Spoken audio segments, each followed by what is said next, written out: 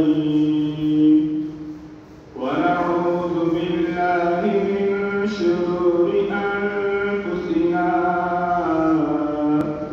ومن سيئات أعمالنا من يهده الله فلا مضل له ومن يضلله فلا هادي له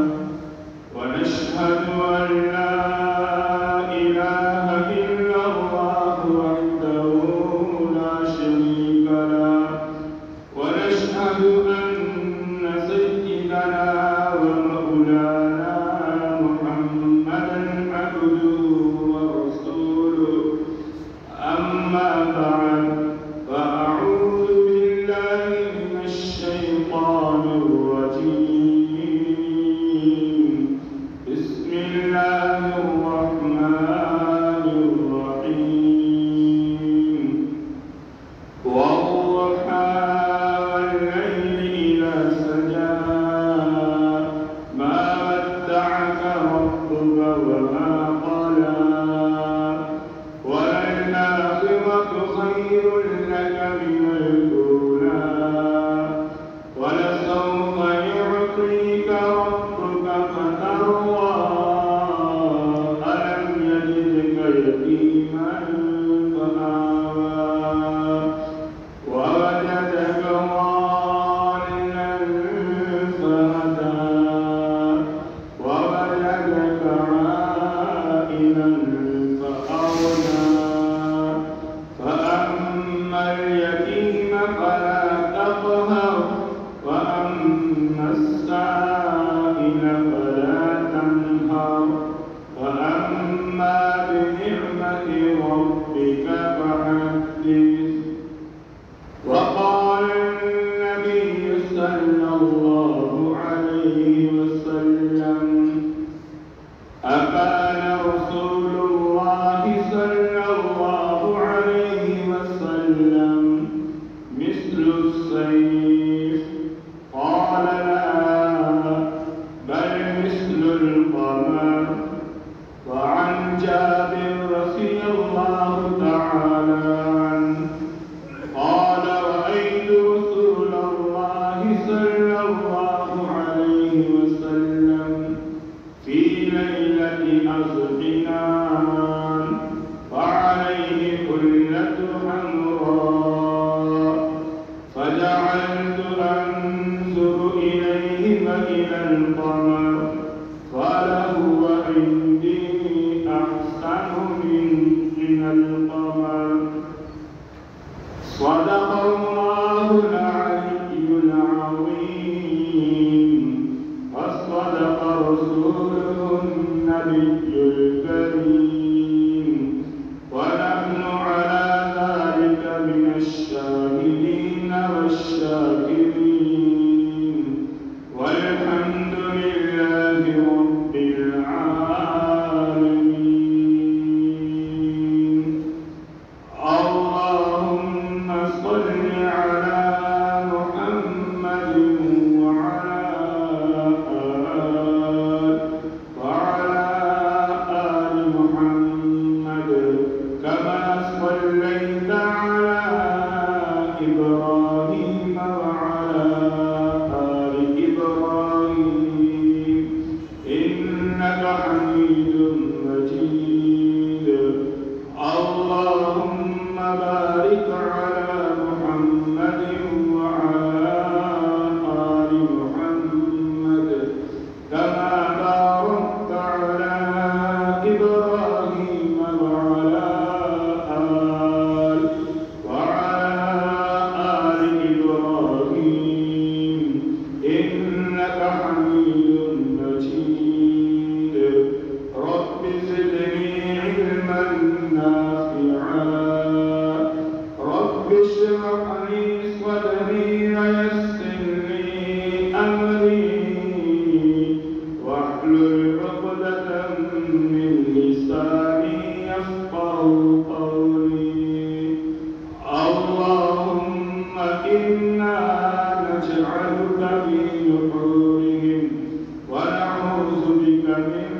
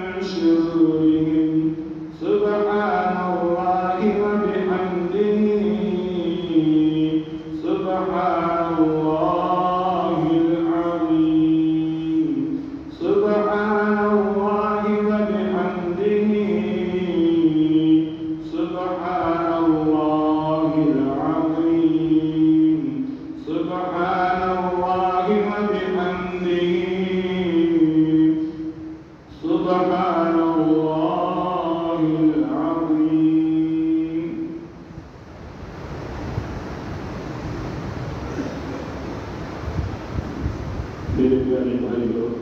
اور دوستوں اور بزرگوں،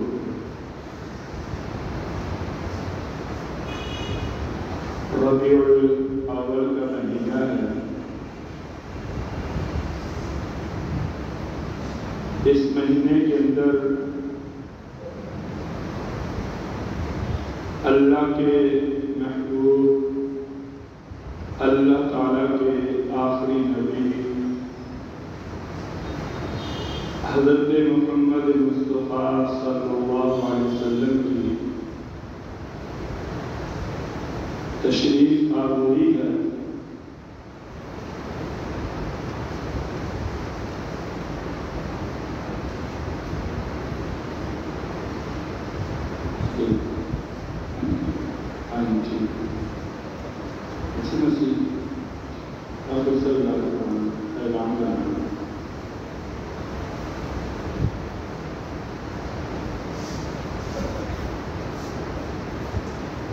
اس مہینے کو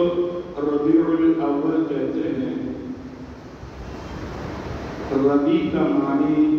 بہار ہے، کیونکہ بہار ایک ایسا موسم ہے کہ جب آتا ہے تو جو کچھ بھی اس سے پہلے خزاں کی وجہ سے پریشانیاں ہوتی ہیں، بہار کی وجہ سے وہ دور ہو جاتی ہیں۔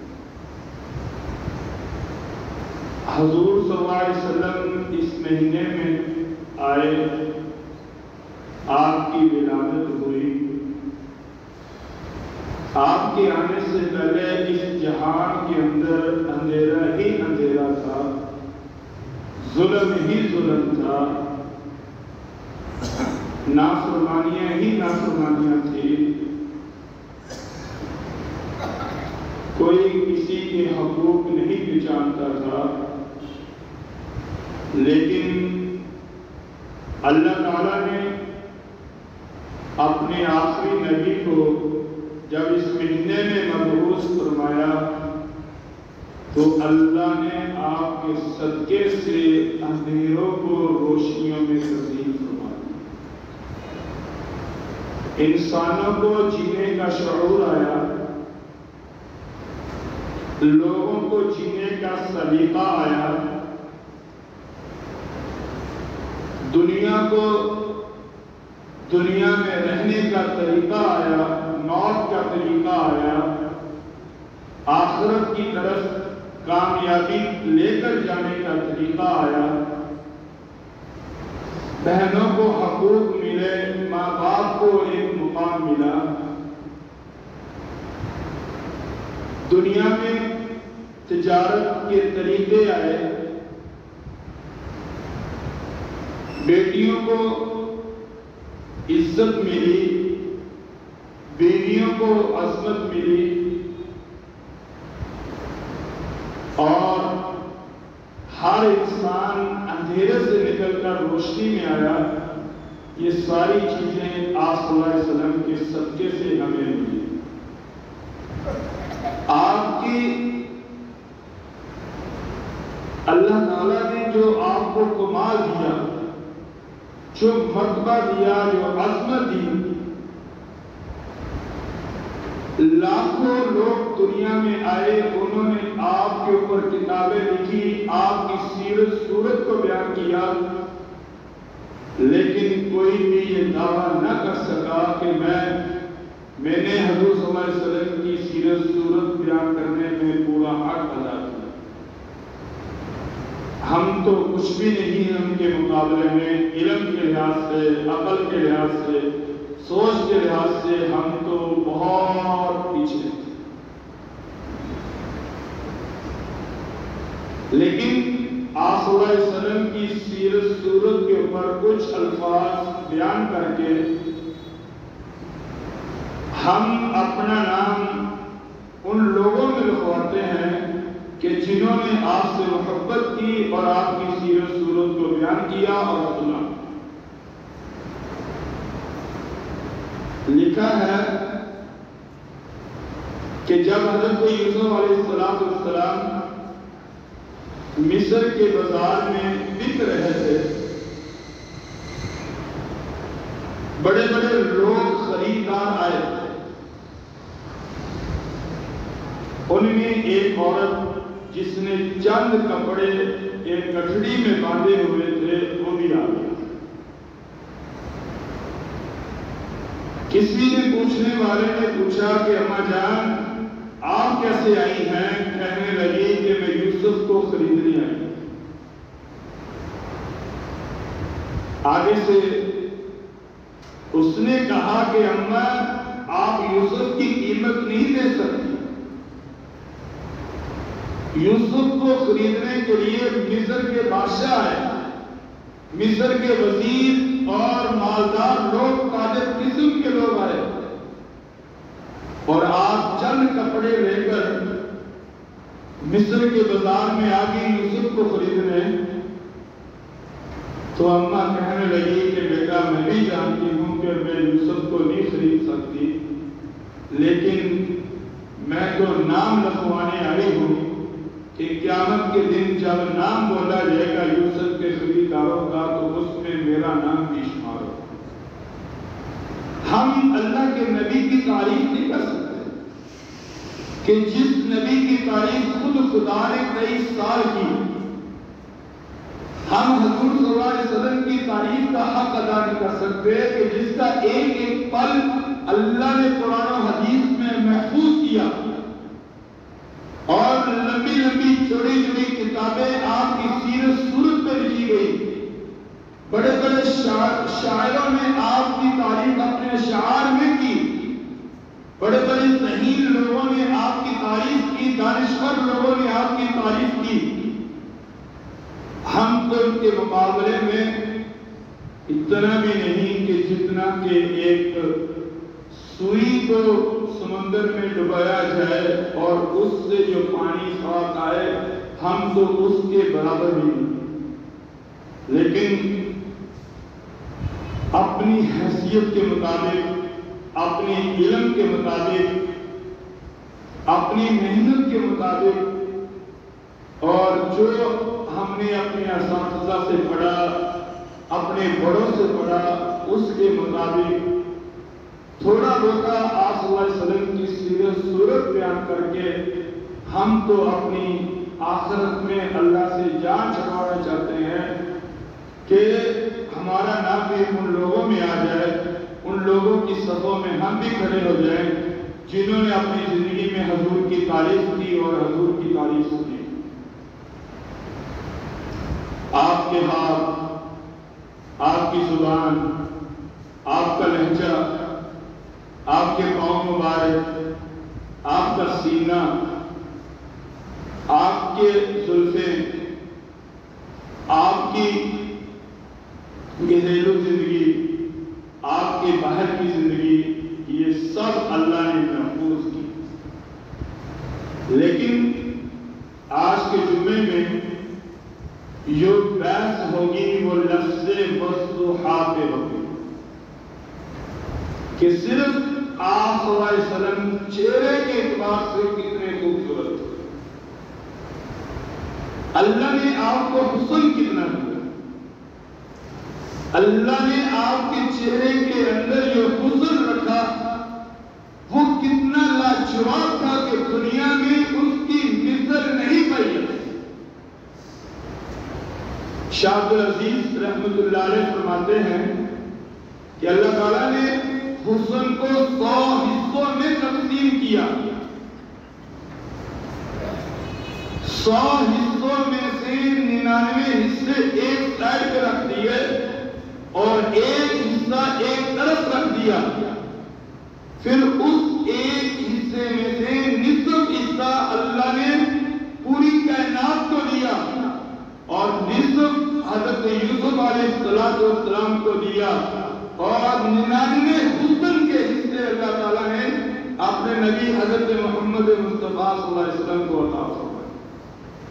99 حصے. اور جو آپ کو دیکھتا، جو آپ کے چہرے کو دیکھتا، جو آپ کی تجلیوں کو دیکھتا، جو آپ کے انوارات کو دیکھتا، جو آپ کے چہرے کی روشنیوں کو دیکھتا وہ آپ کا ہی ہو کر رہ جاتا اور آپ کے علاوہ اس کو دنیا میں کائنات میں اور کچھ بھی نظر نہ آتا۔ یہ اللہ تعالیٰ نے جو والضحیٰ کا پہلا لفظ ہے اس کی پیچھے ایک واقعہ ہے کہ حضور صلی اللہ علیہ وسلم پر کچھ دن وحی نہ آئی، لوگوں نے کچھ سوال کیے، آپ نے کہا کہ وحی آئے گی میں جواب دے دوں گا، لیکن کچھ دن وحی نہ آئی، لوگوں نے علامے آپ کو دینا شروع کر دیے کہ نعوذ باللہ وہ جو آتا تھا نبی، جو فرشتہ اب نہیں آتا، وہ جو قرآن اترتا تھا اب نہیں اترتا، یہاں تک کہ ام جمیل جو ابو لہب کی بیوی تھی وہ قسم اٹھا کر کہنے لگی کہ اب وہ جو شیطان تیرے پاس آتا تھا یا شیطان کی طرف سے یہ کلام آتا تھا اب کیوں نہیں آتا۔ محبت، سبحان اللہ، حضور صلی اللہ علیہ وسلم کی آنکھوں میں آنسو آ گئے، کہا کہ اللہ یہ مجھے مجنوں کہیں مجھے برداشت،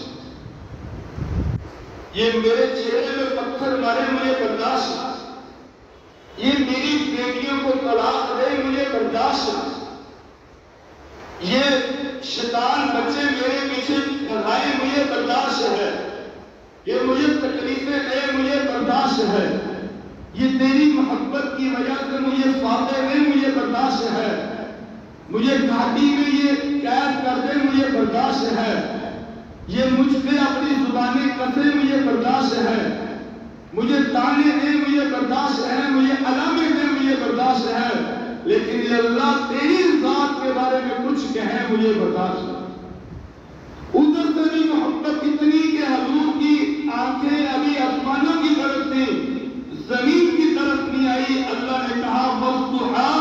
کہ اے نبی تیرے چہرے کی قسم، واللیل اذا سجا تیری زلفوں کی قسم، ما ودعک ربک وما قلی کہ اللہ نے مجھ سے تعلق کو ختم نہیں کیا۔ ایسا چہرہ اللہ نے آپ کو عطا فرمایا، ایسا حسن اس چہرے میں دیا کہ حضرت فاطمہ رضی اللہ تعالیٰ عنہا آپ کے گھر پہ آتی ہیں اور آپ کو دیکھ کر واپس چلی جاتی ہیں، کچھ نہیں کہا، بس آپ کے چہرے کا دیدار کیا اور دیدار کر کے واپس چلی گئی۔ آپ پیچھے گئے، آپ نے کہا کہ بیٹی تو آئی تھی اور دیکھ کر واپس چلے گی، اس کی کیا وجہ ہے؟ کہنے لگی ابا جان گھر میں فاقے تھے کئی دنوں سے، کھانے کو کچھ نہیں مل رہا تھا، اور جب بھوک لگتی ہے تو میں اپنے گھر سے آپ کے گھر آتی ہوں، آپ کے چہرے کو تکتی ہوں، دیکھتی ہوں، جب میں آپ کے چہرے کو دیکھ لیتی ہوں اللہ میری بھوک کو ختم کر دیتا ہے۔ حضرت عمر فاروق رضی اللہ تعالیٰ عنہ کہتے ہیں کہ ایک دفعہ میں آپ صلی اللہ علیہ وسلم کے پاس بیٹھا، حضرت ابوبکر صدیق رضی اللہ تعالیٰ عنہ آپ کے پاس آئے، آپ کے چہرے کو دیکھ کر واپس چلے گئے، پھر تھوڑی دیر بعد آئے، پھر آپ کے چہرے کو دیکھا اور دیکھ کر واپس چلے گئے۔ تو حضرت عمر فاروق رضی اللہ تعالیٰ کہنے لگے، میں نے ابوبکر سے پوچھا کہ تو آتا ہے کچھ بھی نہیں کہتا، صرف آپ کے چہرے کو دیکھ کر واپس چلا جاتا ہے، اس کی کیا وجہ ہے؟ تو حضرت ابوبکر صدیق رضی اللہ تعالیٰ کہنے لگے، اے عمر جب ابوبکر کو بھوک لگتی ہے تو ابوبکر حضور کے چہرے کو دیکھتے ہیں، اللہ ابوبکر کی بھوک کو مٹا دیتا ہے۔ میرے بھائیو، اللہ تعالیٰ نے ہر آدمی کے لیے یہ قانون بنایا کہ جب بھی قسم اٹھائے گا وہ اللہ کی اٹھائے گا، لیکن یہاں اللہ نے خود حضور کے چہرے کی قسم اٹھائی، اس کی وجہ کیا ہے؟ مفسرین نے لکھا ہے کہ ان کا اعتراض یہ تھا کہ اللہ نے آپ کو چھوڑ دیا، اللہ نے آپ سے تعلق کو ختم کر دیا، لیکن اب اس اعتراض کے بدلے میں اللہ نے یہ بتانا تھا کہ ہم نے آپ سے تعلق کو ختم نہیں کیا۔ بس اوقات انسان کسی کو تسلی دلانے کے لیے انسان قسم اٹھا کر اس کو تسلی دلاتا ہے تاکہ سننے والے کو تسلی ہو جائے۔ اب اللہ نے ان کو تسلی دلانی تھی اور قسم اٹھائی جاتی ہے جو سب سے اعلیٰ ہو، تو اللہ نے اپنی کائنات میں، اپنی خدائی میں، اپنی مخلوق میں سب سے اعلیٰ ذات کی قسم اٹھانی تھی۔ اور جب اللہ نے اپنی کائنات میں دیکھا،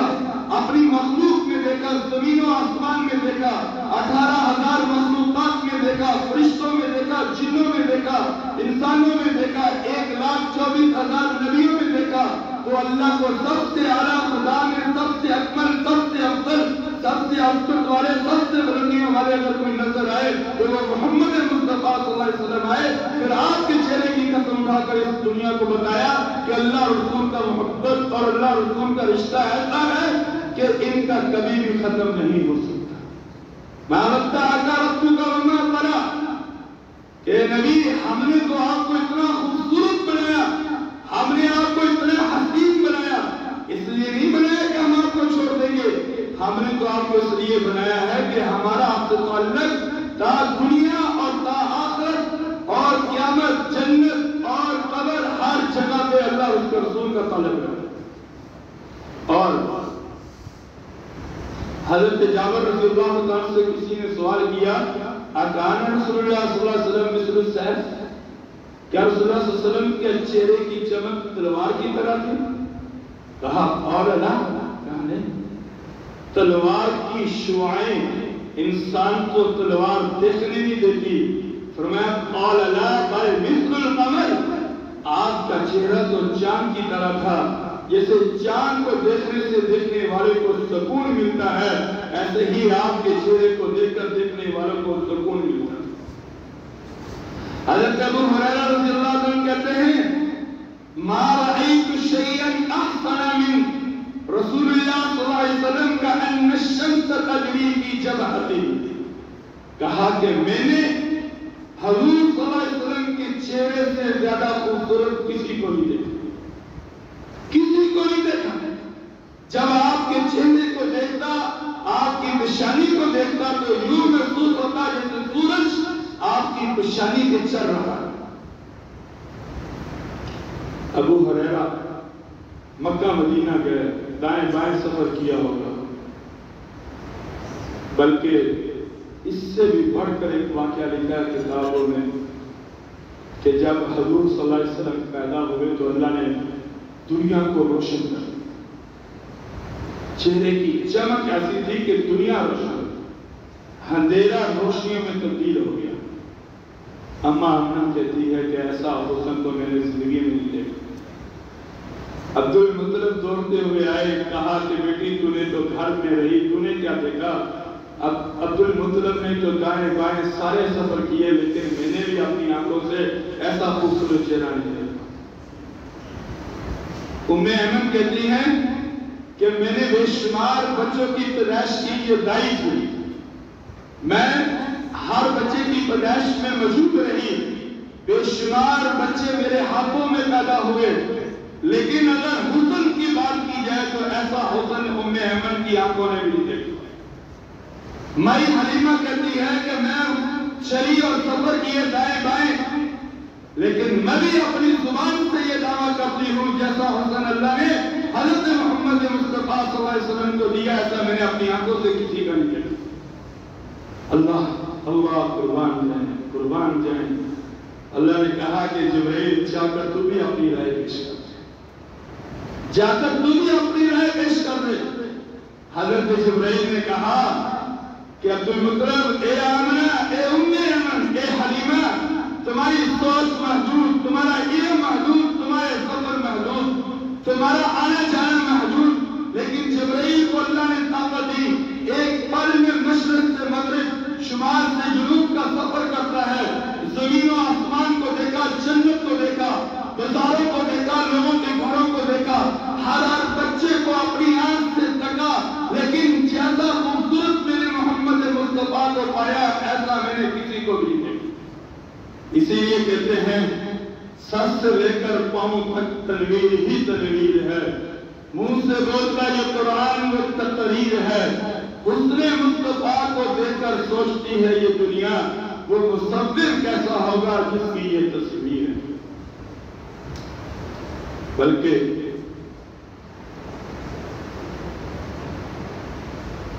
ابو طالب کہتے ہیں جب ہمارے گھر میں کبھی کوئی پریشانی آتی یا مکہ میں کبھی کوئی پریشانی آتی، قحط سالی آتی، بارش نہ آتی، مکہ کے اندر دھوپ آتی، تو کہتے ہیں کہ میں اپنے اس بھتیجے کو لے جاتا اور پہاڑ کی بلندی پہ بٹھا کر اس کا چہرہ میں آسمانوں کی طرف کرتا اور کر کے میں اللہ سے دعا مانگتا، تو میں مانتا جب اس کا چہرہ آسمانوں کی طرف جاتا تو اللہ آسمانوں سے رحمتوں کی بارشیں برساتا۔ مکہ کی قحط سالی خوشحالی میں تبدیل ہوئی، پریشانیاں سکون میں چینج ہو جاتی، تکلیفیں دور ہو جاتی، راحتیں ملتی۔ اور ابو بکر دیکھے آپ کے چہرے کو سکون، عمر دیکھے آپ کے چہرے کو سکون، اور اسی طرح سے علی دیکھے آپ کے چہرے کو سکون، فاطمہ آپ کے چہرے کو دیکھے سکون، عثمان آپ کے چہرے کو دیکھے سکون، بلال آپ کے چہرے کو دیکھے سکون، ابو ہریرہ آپ کے چہرے کو دیکھے سکون، حضرت جابر رضی اللہ عنہ آپ کے چہرے کو دیکھے سکون، ابو درداء آپ کے چہرے کو دیکھے سکون، انس بن مالک آپ کے چہرے کو دیکھے سکون۔ مخلوق نے تو آپ کے چہرے کو دیکھنا ہی دیکھنا تھا، لیکن اللہ فرماتے ہیں کہ اگر میں نے کسی کے چہرے کو تکا ہے تو وہ چہرہ محمد مصطفیٰ صلی اللہ علیہ وسلم ہے۔ دلیل قرآن پاک کا دوسرا پارہ سیقول، جس میں یہ آتا ہے قَدْ نَرَاكَ تَقَلُّبَ وَجْهِكَ فِي السَّمَاءِ، اے نبی آپ کا چہرہ آسمانوں کی طرف تھا، آپ مسترب تھے کہ یہ قبلہ بیت المقدس سے مسجد حرام کی طرف آئے، آپ چہرے آپ آسمانوں کی طرف دیکھ رہے تھے، اور فرمایا کہ اللہ آپ کے چہرے کی طرف دیکھ رہا ہے۔ ابھی آپ نماز میں موجود ہیں، آپ کا چہرہ نماز میں آسمانوں کی طرف جاتا ہے، صرف اس لیے جاتا ہے کہ اللہ قبلے کو تبدیل کر دے۔ اللہ نے نماز کو پورا نہیں ہونے دیا، بلکہ اسی وقت اللہ نے قرآن اتارا فَلَنُوَلِّيَنَّكَ قِبْلَةً تَرْضَاهَا، اے نبی آپ نے چہرہ آسمانوں کی طرف کیا، آپ نے دل سے اظہار کیا کہ قبلہ تبدیل ہو، آج کے بعد اس امت کا قبلہ بیت المقدس سے مسجد حرام کی طرف ہم نے فرض قرار دے دیا، قرآن کی آیت پڑھ لینا اس سے بھی بڑھ کر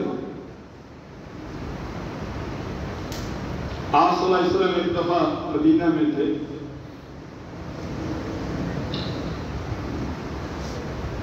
دل کیا کہ چلو سیر کے لیے تھوڑا سا باہر کو نکل جائیں۔ علامہ سرقانی رحمۃ اللہ علیہ نے یہ واقعہ لکھا ہے اپنی کتاب میں کہ آپ باہر گئے، آپ نے دیکھا کہ کچھ قافلے والے ہیں، انہوں نے مدینہ سے باہر پڑاؤ ڈالا ہے، آپ ان سے ملے، ملنے کے بعد آپ نے ان کو کہا، حال چال پوچھا، دیکھا کہ وہاں ایک سرخ اونٹ تھا، سرخ اونٹ، آپ کو وہ اونٹ پسند آ گیا۔ دعا کرو کہ اللہ کرے ہم بھی قیامت کے دن اللہ کے نبی کو پسند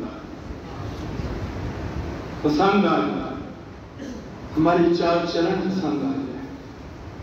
ہماری نیند پسند آ جائے، ہماری جوانی پسند آ جائے، ہماری عبادت پسند آ جائے، ہماری قرآن کی تلاوت پسند آ جائے، ہمارا صدقہ پسند آ جائے، ہمارا دعوت دینا پسند آ جائے، ہماری تقریر پسند آ جائے، ہماری تقریر سننا پسند آ جائے، ہماری گھریلو زندگی پسند آ جائے، بس جب ہم اللہ کے نبی کو پسند آ گئے ہماری دنیا میں بن گئی ہماری آخرت۔ اگر اللہ کے نبی کو ہم پسند نہ آئے، اللہ کے نبی نے اپنا چہرہ ہم سے پھیر دیا تو ہلاکت ہی ہلاکت ہے دوستو، یاد رکھیں۔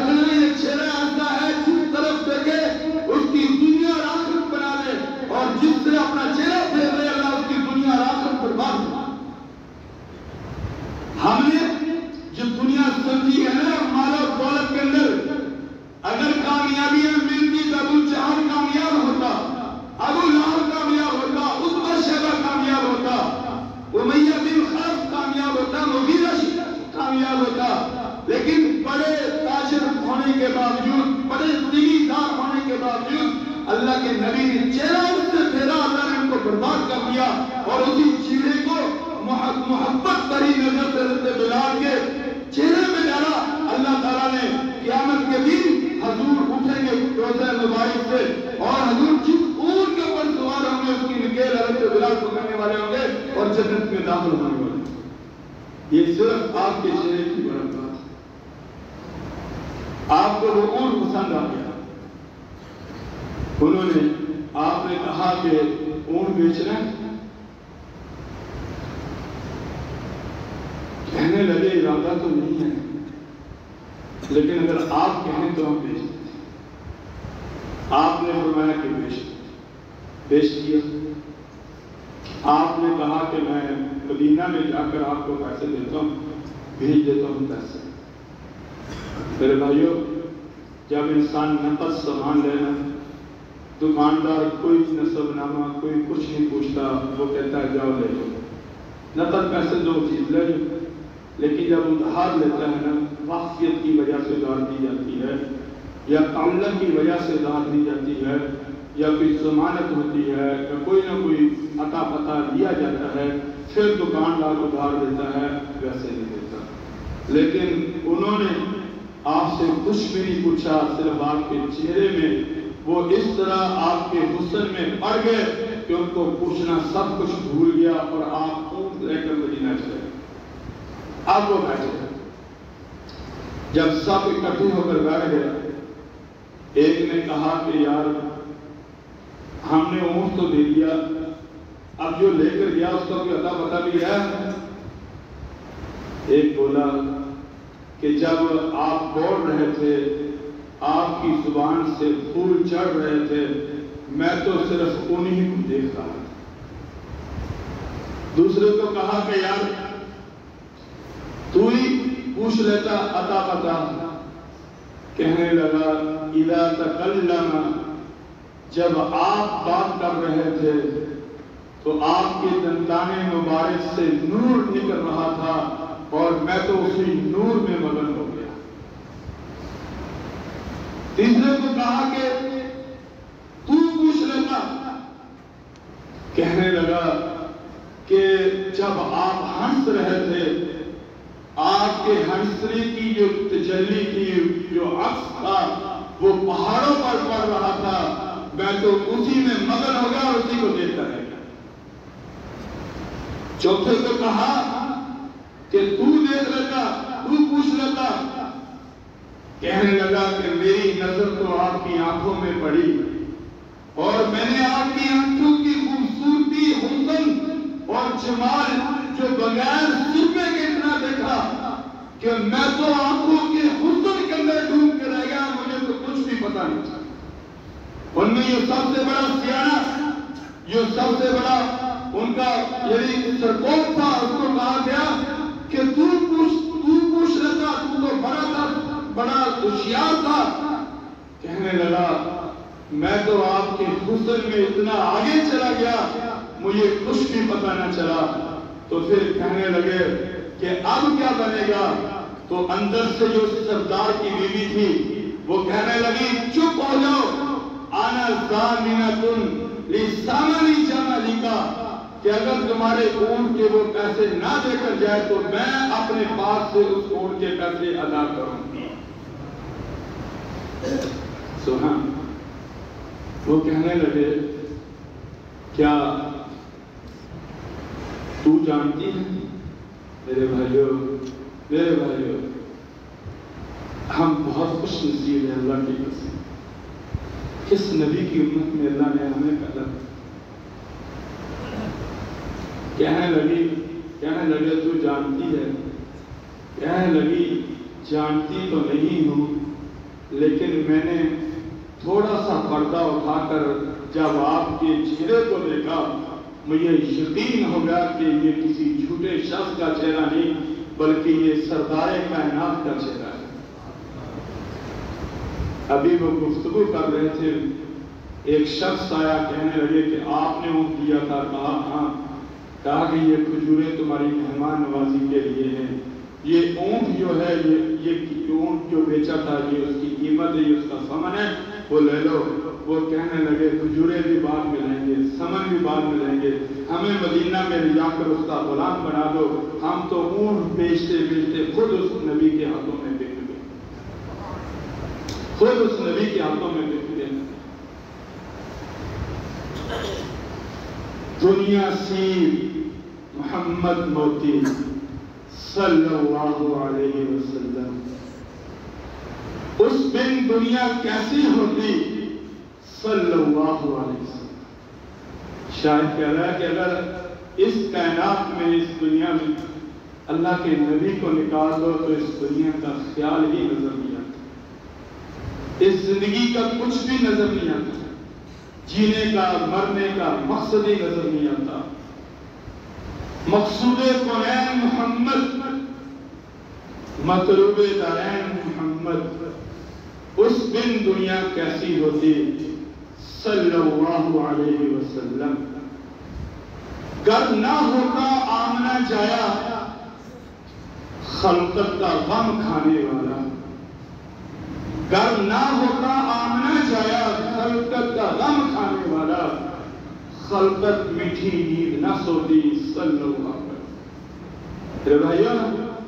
آج عشاء کی نماز نہ پڑھ کر سونے والے، اللہ کا عذاب آتا ہے ان کے اوپر، لیکن جب حسن مصطفیٰ، چہرہ مصطفیٰ اللہ کے درمیان میں آتا ہے، عذاب واپس چلتا ہے۔ آج ہم جو ظلم اپنے اوپر کرتے ہیں، زمین گدی میں کھا جاؤ،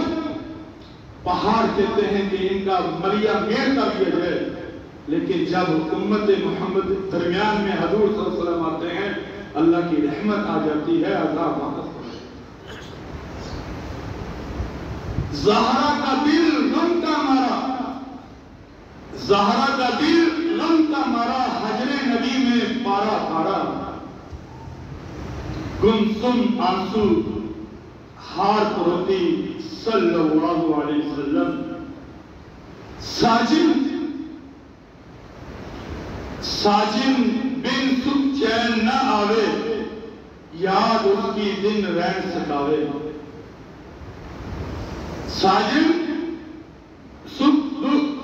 چین اس بغیر نہ آوے، یاد اس کی دن رین ستاوے۔ دل تڑپے ہیں آنکھیں روئے صلی اللہ علیہ وسلم۔ کاش میرے محبوب کی دھرتی مجھ پہ نفیس یہ شفقت کرے، کاش میرے محبوب کی دھرتی مجھ پہ نفیس یہ شفقت کرے، اپنے اندر مجھ کو سموتی صلی اللہ علیہ وسلم۔ بلکہ حضرت یہاں سے انشاءاللہ کل چلیں گے اگلے جمعے، تو میرے بھائیوں، ہمارے لیے یہ مہینہ بڑا اہم ہے۔ یہ آپ صلی اللہ علیہ وسلم کے چہرے کا تھوڑا سا حسن اپنی ناقص علم سوچ کے مطابق رکھنے کا مقصد یہ ہے کہ ہماری کامیابی آپ صلی اللہ علیہ وسلم کے پاس ہے اور اس کے علاوہ ہے، اور اسی نبی کی سیرت کو اپنانے کا ہمیں حکم دیا گیا ہے، جو کامل ہے، اکمل ہے، پاک ہے، طاہر ہے، اس کا پورا وجود یہاں تک کہ آپ کے جسم سے نکلنے والا پیشاب خانہ